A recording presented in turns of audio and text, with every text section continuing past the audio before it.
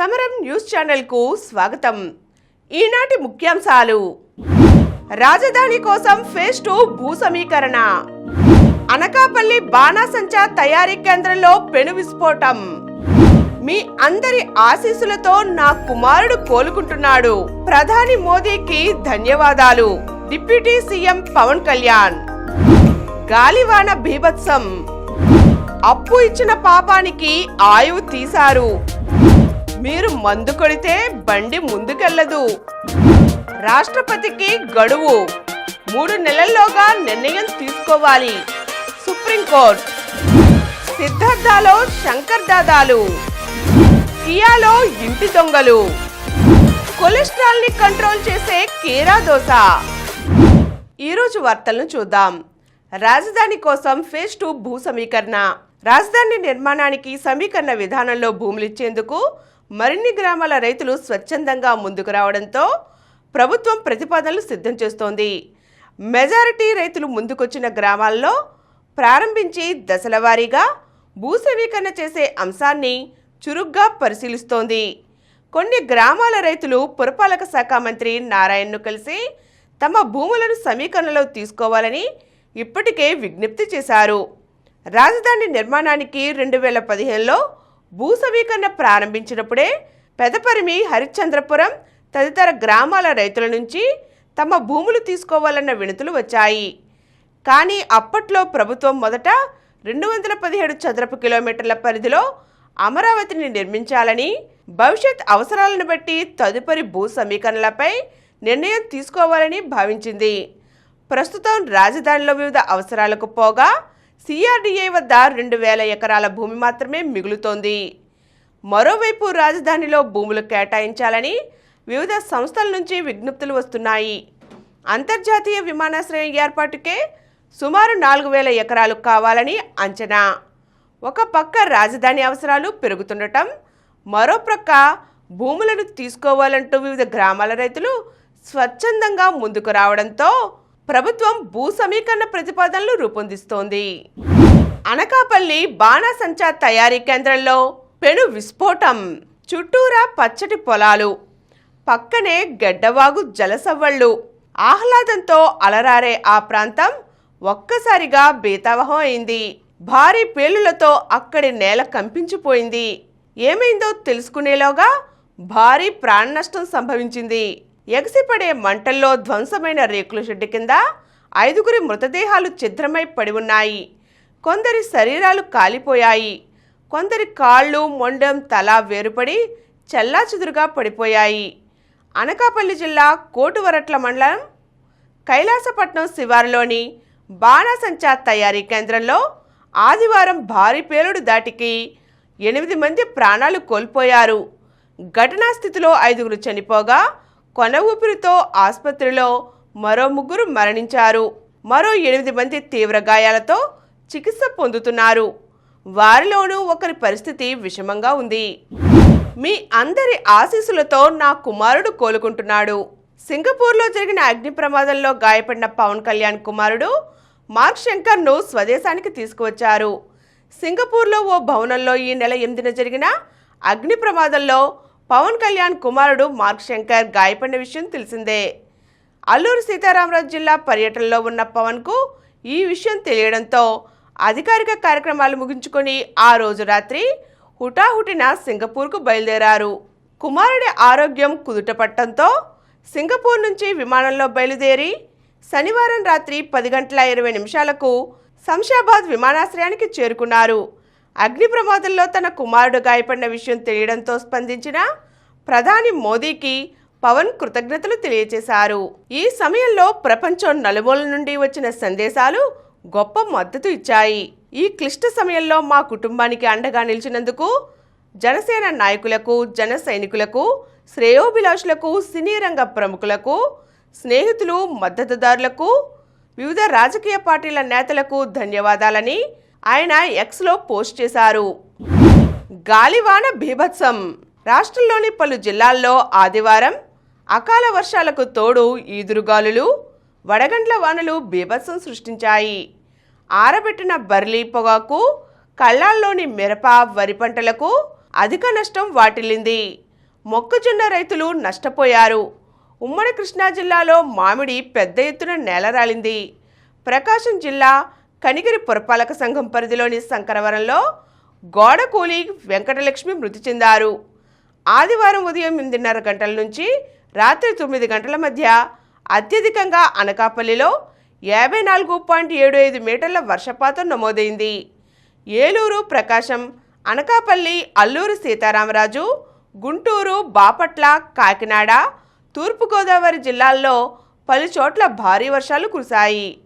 విజయవాడలో రాత్రి చీకట్లు అలుముకున్నాయి. భారీ ఈదురుగాలులకు విద్యుత్ సరఫరా నిలిచింది.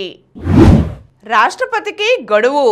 గవర్నర్లు పంపే బిల్లులపై 3 నెలల్లోగా నిర్ణయం తీసుకోవాలంటూ సాక్షాత్తు రాష్ట్రపతికి గడువు నిర్దేశిస్తూ సుప్రీంకోర్టు తీర్పునిచ్చింది.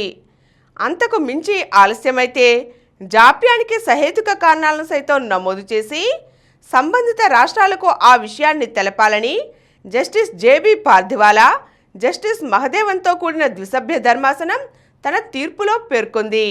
ఈ వార్తకు సంబంధించిన పూర్తి విషయాలను మా సమరం ఎక్స్పర్ట్ల ఛానల్లో చూడగలరు. సిద్ధార్థలో శంకర్ దాదాలు. ఎంతో ఘనచరిత్ర ఉన్న విజయవాడ సిద్ధార్థ మెడికల్ కాలేజీని ఇప్పుడు కొందరు అధికారులు, ఇతర ప్రైవేట్ మెడికల్ కాలేజీల విద్యార్థులు కలిసి కాపీయింగ్కు కేర్ ఆఫ్ అడ్రస్గా మార్చేశారు. విద్యార్థుల నుంచి డబ్బులు తీసుకుని సప్లిమెంటరీ పరీక్షల్లో కాపీ కొట్టేందుకు ఎగ్జామినేషన్ విభాగం సిబ్బంది కొందరు సహకరిస్తున్నారు. ఎంబీబీఎస్, నర్సింగ్, పారామెడికల్ కోర్సులు ఏవైనా ఇక్కడ కాపీ మాత్రం కామన్ అయిపోయింది. దీంతో కొందరు ఎంబీబీఎస్ విద్యార్థులు సిద్ధార్థ కాలేజీలోనే సప్లిమెంటరీ పరీక్షలు రాసేందుకు ఆప్షన్ పెట్టుకుంటున్నారు. దీనిపై కొంతకాలం కిందటే ఆరోగ్య శాఖ ఉన్నతాధికారులకు, వర్సిటీ అధికారులకు అనుమానం వచ్చింది. ఇటీవల వీడియో కాన్ఫరెన్స్లో కూడా ఈ విషయంపై మాట్లాడారు. మీ కాలేజీలో ఏదో జరుగుతుంది, పెద్ద వాళ్ళ పిల్లలు మొత్తం సప్లిమెంటరీ పరీక్షలకు మీ కాలేజీనే ఆప్షన్గా ఎంచుకుంటున్నారు, జాగ్రత్తగా ఉండండి అని హెచ్చరించారు. గత బుధవారం ఎంబీబీఎస్ చివరి ఏడాది, జనరల్ మెడిసిన్ ఎంబీబీఎస్ రెండో ఏడాది ఫార్మకాలజీ సప్లిమెంటరీ పరీక్షలు దాదాపు 90 మంది రాశారు. అందులో ఎక్కువ మంది బిగ్ షాట్స్ పిల్లలు ఉన్నారు. దాదాపు 15 మంది పిల్లలు కాపీయింగ్ చేసుకునేందుకు ఏర్పాట్లు జరిగినట్లు ఆరోగ్య శాఖ ఉన్నతాధికారులకు సమాచారం అందింది. ఈ విషయాన్ని హెల్త్ వర్సిటీ అధికారులకు తెలియజేసి పరీక్ష ప్రారంభమైన 30 నిమిషాల తర్వాత ఆకస్మిక తనిఖీలు చేయాలని ఆదేశించారు.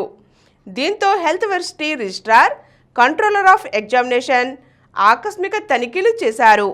ఈ 15 మందిలో 3 పిల్లలు కాపీ కొడుతూ పట్టుబడగా మిగిలిన విద్యార్థులు అలర్ట్ అయ్యారు. పట్టుబడిన 3లో 2 మంగళగిరిలోని ప్రముఖ మెడికల్ కాలేజీ విద్యార్థులు, మరొకరు ఇబ్రహీంపట్నంలోని ప్రైవేట్ మెడికల్ కాలేజీ విద్యార్థి. కియాలో ఇంటి దొంగలు. కియా పరిశ్రమలో కార్లు ఇంజన్ల మాయం ఇంటి దొంగల పనేనని ప్రాథమికంగా గుర్తించినట్లు తెలుస్తోంది. ఈ కేసులో సంస్థ ఉద్యోగి పఠాన్ సలీంను A1గా చేర్చిన పోలీసులు దర్యాప్తును వేగవంతం చేశారు. గత ఏడాది డిసెంబర్ 12న పఠాన్ సలీం తను విధులు నిర్వహించే చోట కాకుండా మరో చోట సంచరించినట్లుగా కియా అధికారులు గుర్తించారు. గేటు వద్ద అనధికారిక వాహనాలు సంచరించే సమయంలో అతడు వెళ్లి రావడం సీసీ కెమెరాల్లో రికార్డయింది. దీంతో అధికారులు అంతర్గత పరిశీలన చేశారు. హూండాయ్ మోటార్ ఇండియా ఇంజన్లను తీసుకువెళ్లే దృశ్యాలు, వాటి రికార్డుల్లో తేడాలను గుర్తించారు. ఈ ఏడాది జనవరిలో చేపట్టిన వార్షిక లెక్కల పరిశీలనలో 940 ఇంజిన్లు తక్కువ కావడంతో అక్రమాలు జరిగినట్లు నిర్ధారణకు వచ్చారు. దర్యాప్తు కోసం పోలీసులు సిట్ను ఏర్పాటు చేశారు. పఠాన్ సలీంను అదుపులోకి తీసుకుని మొత్తం కుట్రను ఛేదించే పనిలో నిమగ్నమయ్యారు. అప్పు ఇచ్చిన పాపానికి ఆయువు తీశారు. జల్సాలకు అలవాటు పడి బెట్టింగులకు బానిసైన ఓ సచివాలయ ఉద్యోగి విపరీతంగా అప్పులు చేశాడు. అప్పు తీర్చమని అడిగిన వ్యక్తిని మరో 2తో కలిసి దారుణంగా హతమార్చారు. నిందితులు 3ని తూర్పుగోదావరి జిల్లా కొవ్వూరు పోలీసులు అరెస్ట్ చేశారు. డీఎస్పీ జి దేవకుమార్ కేసు వివరాలు వెల్లడించారు. ఏలూరు జిల్లా పోలవరం మండలం పాత పట్టిసీమకు చెందిన చుక్కా రామశ్రీనివాస్, తూర్పుగోదావరి జిల్లా తాళ్లపూడి మండలం పెద్దదేవం గ్రామ సచివాలయంలో సర్వేయర్గా పనిచేస్తున్నాడు. బెట్టింగులకు బానిసైన అతడు కొవ్వూరు పట్టణానికి చెందిన వ్యాపారి పెండ్యాల ప్రభాకర్ రావు వద్ద గత ఏడాది డిసెంబర్లో 2.40 లక్షలు అప్పుగా తీసుకున్నాడు. అప్పు తీర్చాలని అడుగుతూ పలుమార్లు ఒత్తిడి తీసుకురావడంతో అతన్ని చంపేయాలని, అతని వద్ద బంగారం దోచుకొని వేరే రుణాలు తీర్చుకోవాలని నిర్ణయించుకున్నాడు. గత నెల 26వ తేదీ రాత్రి ప్రభాకర్ రావుకు ఫోన్ చేసి అప్పు తీరుస్తానని చెప్పడంతో ఆయన దొమ్మేరు అండర్ పాస్ వద్దకు వెళ్ళాడు. అక్కడి నుంచి సమీప డ్రాగన్ తోటలోకి ఆయన్ని తీసుకువెళ్లిన శ్రీనివాస్ కత్తితో కర్కశంగా దాడి చేసి చంపేశాడు. మీరు మందు కొడితే కారు ముందుకెళ్లదు. మద్యం తాగిన వ్యక్తి వాహనం నడపడానికి స్టీరింగ్ ముందు కూర్చుంటే ఒక్క అడుగు ముందుకు కదలదు. అంతెందుకు కనీసం స్టార్ట్ కూడా కాదు. కారణమేంటో తెలుసా?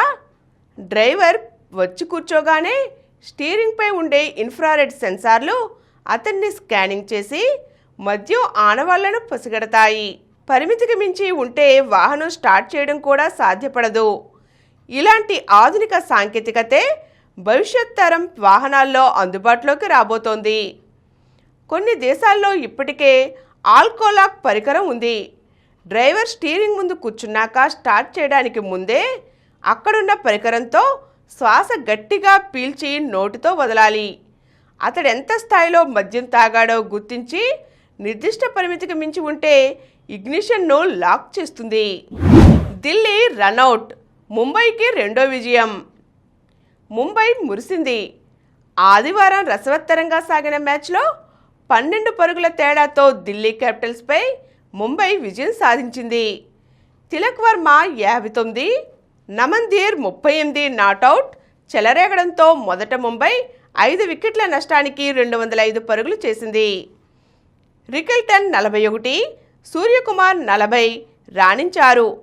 ఛేదనలో కరుణ్ నాయర్ 40 బంతుల్లో 89 అద్భుతంగా బ్యాటింగ్ చేసిన ఢిల్లీ గెలుపు ముంగిట బోల్తా కొట్టింది.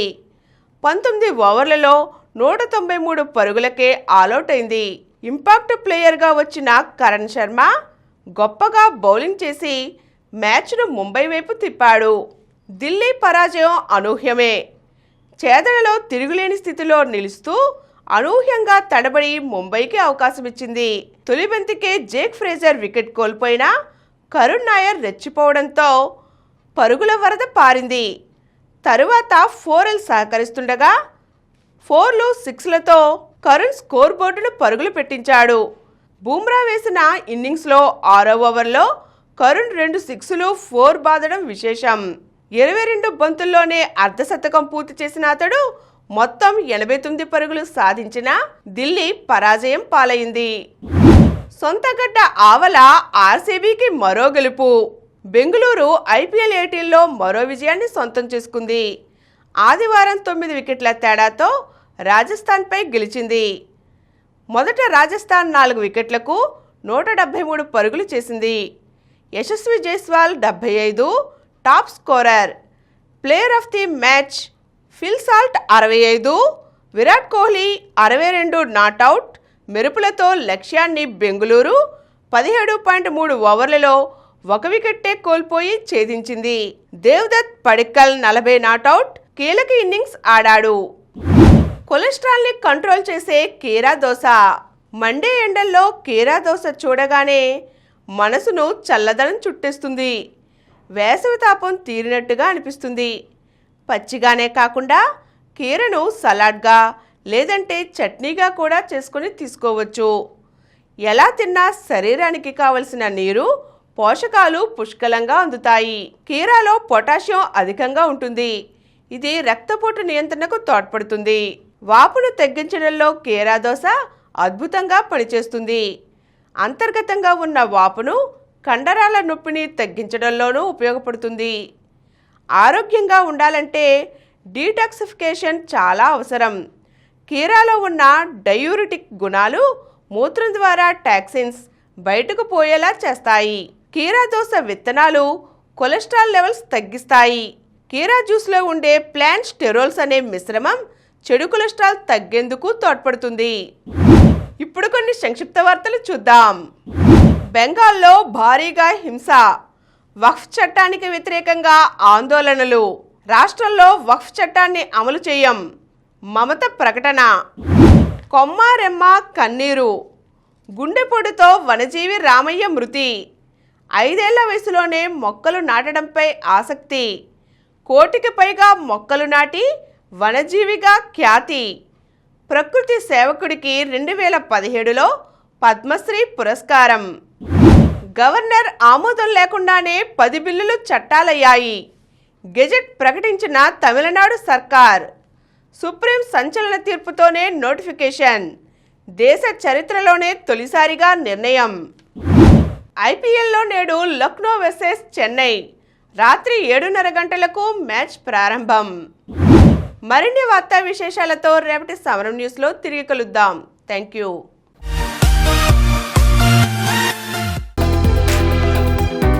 ప్రతిరోజు వార్తా విశేషాల కోసం అనతి కాలంలోనే 20 కోట్లకు పైగా వ్యూస్ సాధించిన సమరం ఛానల్ సమర్పించు సమరం న్యూస్ ఛానల్కు సబ్స్క్రైబ్ చేయండి, లైక్ చేయండి, మీ ఫ్రెండ్స్కి షేర్ చేయండి.